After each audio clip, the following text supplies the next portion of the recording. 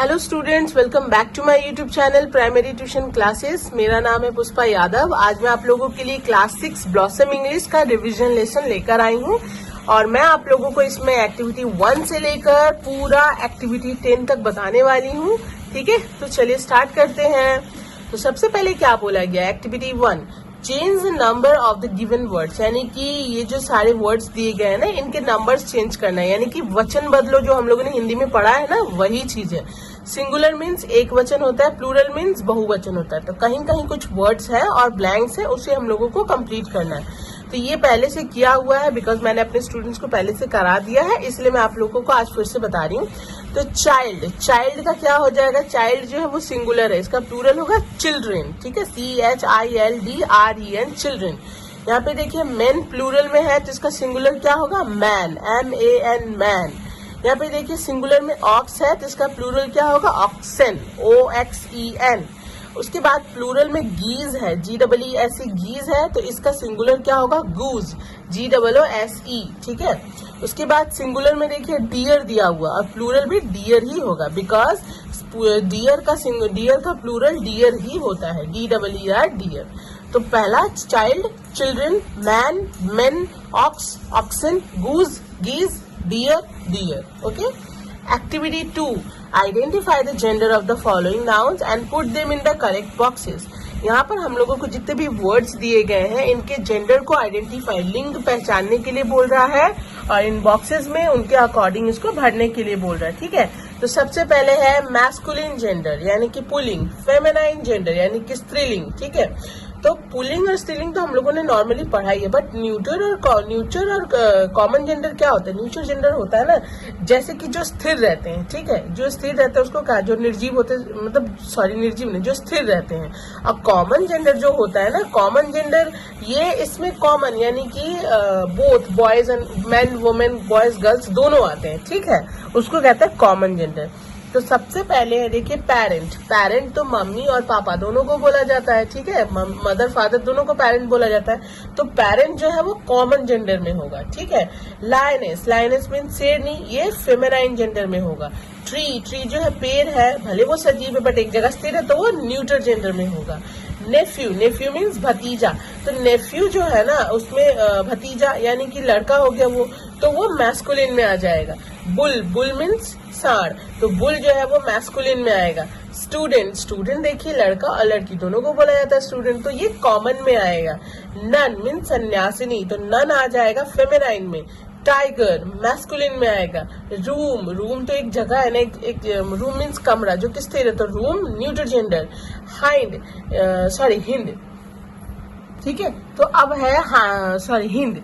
हिंद जो होता है ना वो हिरनी को बोला जाता है, तो हिरनी जो है वो फेमिनाइन होती है, तो हिंद जो हो जाएगा इसमें फेमिनाइन में आएगा। फिर है ग्लास। ठीक है, ग्लास ये भी तो स्थिर है, एक जड़ पदार्थ है, स्थिर है, ये भी जैसे रूम में एक जड़ पदार्थ हुआ।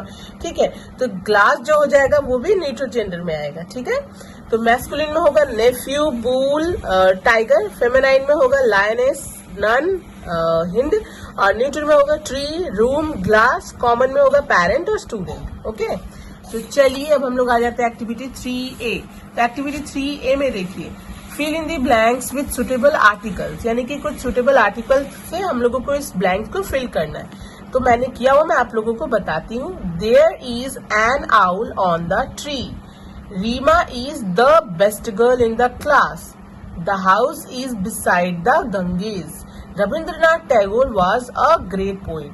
ओ है वॉवेल है इसलिए एन लगेगा। The tree, on the tree. अच्छा, Reema is the best, best यानी सुपरलेटिव फॉर्म है, सो इसलिए द लगेगा। The house is beside the Ganges, Rabindranath Tagore was a great poet. Okay, ये हो गया। Activity 3B, choose suitable preposition from the help box and fill in the blanks. There are some extra words. यहाँ पे help box में कुछ words दिए गए हैं जो कि prepositions है, जिनसे हम लोगों को ये blanks fill करने बोल रहा है। इसमें कुछ extra words भी हैं।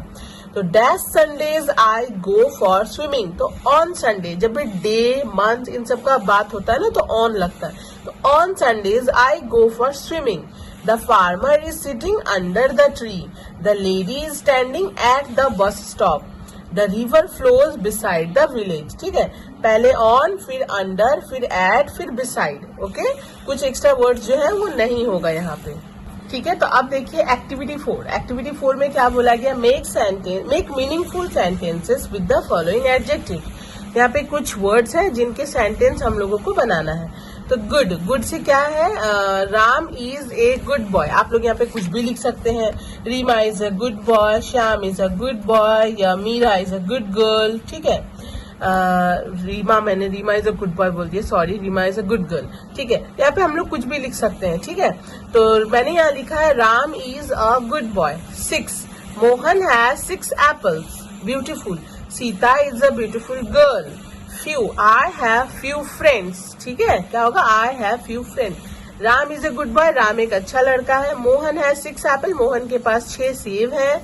Sita is a beautiful girl, Sita एक सुंदर लड़की है। आई हैव फ्यू फ्रेंड्स, मेरे कुछ फ्रेंड्स है। ठीक है, ये हो गया एक्टिविटी 4। अब एक्टिविटी 5, यहाँ देखिए, स्टडी द पिक्चर अब picture and describe it to the class. ये हम लोगों को बोल रहे हैं कि लेट्स टॉक, यानी कि इस पिक्चर को थोड़ा स्टडी करने और इसके बारे में क्लास में थोड़ा डिस्क्राइब करना। तो आप लोग इस पिक्चर को अच्छे से स्टडी कीजिएगा एंड क्लास में डिस्क्राइब भी कीजिएगा।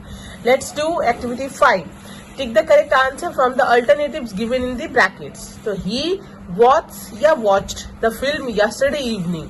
तो यस्टरडे है यानी कि बीत गया है, बीता हुआ कल है। तो यहाँ वॉच नहीं होगा, इसमें एस लगा हुआ, ये प्रेजेंट में है ना, ये वॉच्ड हो जाएगा जो कि पास्ट में बीत गया। तो he watched the film yesterday evening. The child is reading होगा या रीड होगा a story book now. Now means अभी वो पढ़ रहा है। तो द चाइल्ड इज रीडिंग, क्या होगा, the child is reading a story book now. Read का पास्ट फॉर्म भी तो रीड ही होता है ना, तो इसलिए इज रीडिंग होगा। The child is reading a story book now. तीसरा देखिए, माई फादर इज गोइंग या went to Kolkata last week. तो यहाँ पे लास्ट वीक मेरे पापा कोलकाता गए, यानी कि गए लास्ट वीक जो कि बीत गया। तो इज गोइंग होगा या वेंट, यहाँ हो जाएगा वेंट। क्या होगा, वेंट। तो my father went to Kolkata last week. D number, the boys are playing या played football in the field now. Field now, now का मतलब अभी पूछा जा रहा है। तो the boys are playing football in the field now. ठीक है, पहला होगा वॉच्ड, दूसरा होगा इज रीडिंग, तीसरा होगा वेंट, चौथा होगा आर प्लेइंग। ओके, एक्टिविटी 6 में देखिए क्या बोला गया। एक्टिविटी 6 में बोला गया complete the crossword puzzle with the help of the given clues, use capital letters. ठीक है, यहाँ पे कुछ क्लूज दिए गए हैं जिसके अक्रॉस और डाउन, इसके अकॉर्डिंग हम लोगों को यहाँ पे क्रॉसवर्ड पजल्स को कंप्लीट करना है। तो सबसे पहले ना मैं नंबर 1 से स्टार्ट करती हूँ। ये अक्रॉस है, ये डाउन है। A classical dance of Kerala. Kerala का क्लासिकल डांस क्या है, कथकली। ये देखिए KATHAKALI, यहाँ आप लोग कथकली लिखिएगा। फिर दूसरा नंबर देखिए, traditional folk dance of West Bengal. West Bengal का फोक डांस, वेस्ट बंगाल का ट्रेडिशनल फोक डांस क्या है, छाओ। छाओ डांस होता है ना, तो CHHOU, यहीं पे देखिए 2 नंबर दिया हुआ, CHHOU, छाओ डांस, यहाँ लिख देंगे हम लोग। ओके, तीसरा, one of the 7 wonders of the world. We all know, ये हम लोग सबको पता है कि ताजमहल, इसको हम लोग 3 नंबर यहाँ लिखा है ना, तो यहाँ लिखेंगे TAJMAHAL, ताजमहल। ओके, चौथा, कार्विंग ऑन वुड और स्टोन, यानी कि पत्थर और लकड़ियों पर जो कार्व किया हुआ रहता है उसको क्या बोलते हैं, उसको कहते हैं sculpture.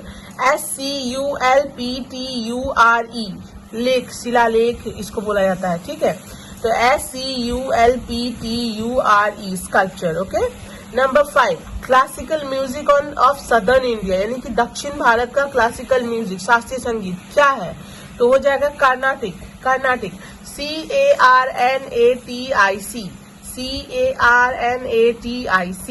Okay, last 6 number, matching in rhythm. अब मैचिंग इन रिदम में क्या होगा, harmony, HARMONY।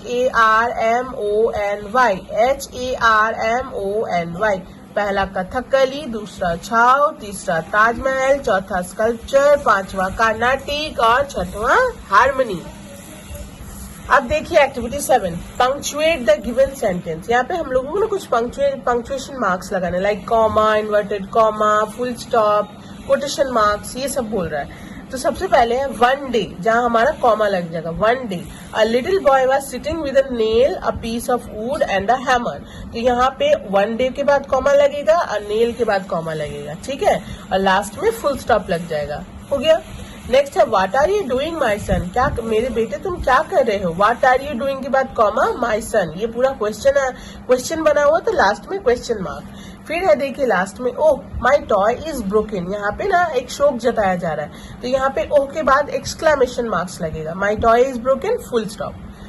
Don't cry my child, don't cry के बाद कॉमा देना है, and don't cry my child को इसको यहाँ से लेके यहाँ तक इन्वर्टेड कॉमा या कोटेशन मार्क्स जिसको बोला जाता है, इसको हम लोग यहाँ से लेके यहाँ तक इन्वर्टेड कॉमा में बंद रखेंगे। सेड द स्ट्रेंजर, उसके बाद फुल स्टॉप दे देंगे। ठीक है, एक स्ट्रेंजर बोल रहा है कि डोंट क्राई माई चाइल्ड, मत रो मेरे बच्चे। ठीक है, एक अजनबी बोल रहा है। ठीक है, ये हो गया एक्टिविटी 7। अब हम लोग आ जाते हैं एक्टिविटी 8 में। Activity 8. Identify the common and proper noun given below and place them in the correct columns. Proper noun जो होता है जिससे किसी खास व्यक्ति वस्तु स्थान का बोध होता है। कॉमन नाउन जिससे उस वस्तु के जाति का बोध होता है। ठीक है, यानी कि देखिए यहाँ पे विद्यासागर है, विद्यासागर एक नेम हुआ, खास नेम हुआ, तो वो प्रॉपर नाउन में आएगा। एलिफेंट हाथी, एक हाथी से पूरी हाथी का बोध होता है ना, पूरी हाथी जाति का बोध होता है, तो एलिफेंट कॉमन आएगा। ग्रेप्स, ग्रेप्स भी कॉमन नाउन। दामोदर ये हो गया प्रॉपर नाउन। दार्जिलिंग एक मतलब प्रॉपर एक जगह का नाम है, तो दार्जिलिंग भी हो जाएगा प्रॉपर नाउन। स्ट्रीट यानी गली, ये भी हो जाएगा कॉमन नाउन। तो elephant, grapes, street common noun, Vidyasagar, Damodar, Darjeeling proper noun. Activity 9 में देखिए, एक्टिविटी 9 में क्या बोला गया, underline the personal pronoun and circle the possessive pronouns used in the passage. तो सबसे पहले मैं आप लोगों को बता दूं कि पर्सनल और पॉसेसिव प्रोनाउन होता क्या है। तो पर्सनल प्रोनाउनवे सर्वनाम होते हैं जो किसी व्यक्ति, वस्तु या स्थान के नाम के जगह पर प्रयोग किए जाते हैं, जैसे I, you, he, she, it, we, they.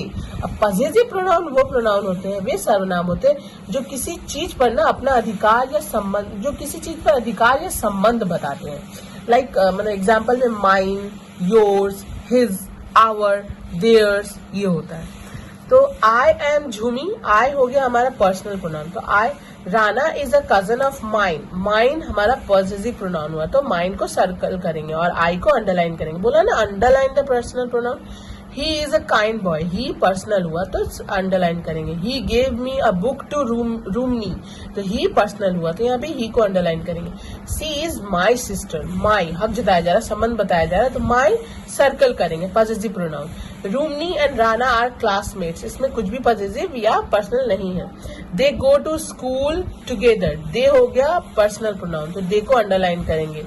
There school is near the village of ours, their हो गया पॉसेसिव, आर्स भी हो गया पॉसेसिव। ओके, अब हम लोग आ जाते हैं last activity 10। Right 5 sentences on your hobby, use the following hints. इस हिंट्स के द्वारा हम लोगों को ना अपनी हॉबी पर, अपने शौक पर एक 5 सेंटेंस लिखना है। मेरी हॉबी क्या है ये चीज। तो पहले हिंट्स क्या है, what do you do in your free time, आप अपने फ्री टाइम में, खाली समय में क्या करते हो। डिस्क्राइब इट, विस्तार पूर्वक बताइए या विस्तृत कीजिए।